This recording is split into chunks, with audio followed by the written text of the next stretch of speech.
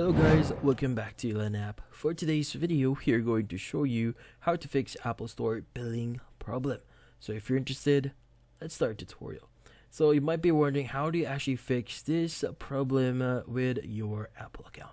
Well, fixing this problem can be complicated and it might be caused by numerous factors. In this case, for us to solve our billing problem here, we need to contact support. In this case, it is recommended to visit the official support webpage for Apple, which is getsupport.apple.com. From here, what we need to do next is we just need to tell them what is happening right now. So let's just say it is going to be about billing a problem.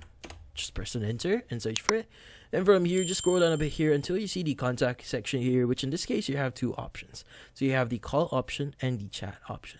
In this case, go ahead and choose the appropriate one here. For example, if you want to use chat, go ahead and choose chat here.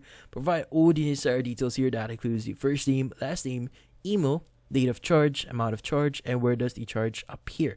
Now in this case, the last three options or last three text here is actually optional, so you can just go ahead and provide your first name, last name, and email here. Click on continue, and this will actually redirect you to the chat section or chat page for Apple support.